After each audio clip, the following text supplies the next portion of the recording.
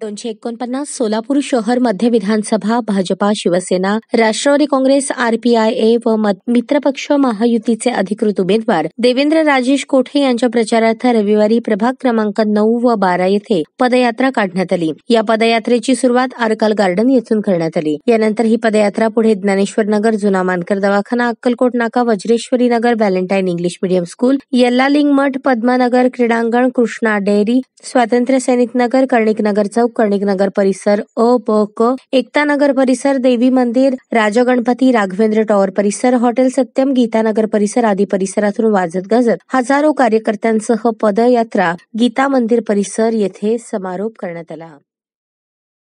पद्मानगर, एकता नगर, वज्रेश्वरी नगर या सगळ्या भागात आज पदयात्रा आहे। अतिशय उत्स्फूर्तपणे नागरिक या पदयात्रेत सहभाग होत आहेत। ठिकठिकाणी औक्षण करून मला आशीर्वाद देत आहेत।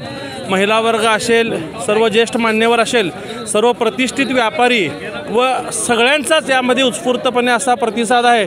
लोक आवर्जून सांगत आहेत की तुम्ही या भागाची काळजी करू नका, आम्ही एक गट्टा भारतीय जनता पार्टीच्या पाठीशी राहणार आहे, अशा प्रत्येकाच्या तोंडातनं मला आश्वासन मिळत आहे। निश्चितच एक मोठ्या मताधिक्याने आम्ही या भागातनं लीड घेऊ आहे। काल काँग्रेसचा धक्का दिला, मोची समाजाचे नेते भाजपमध्ये प्रवेश केले। मोची समाजावरती अन्याय काँग्रेसच्या वतीने झाला म्हणून समस्त मोची समाजामध्ये खतखत होती की इतक्या वर्ष त्यांना विधानसभेचं तिकीट मिळावं यासाठी ते प्रयत्नशील होते।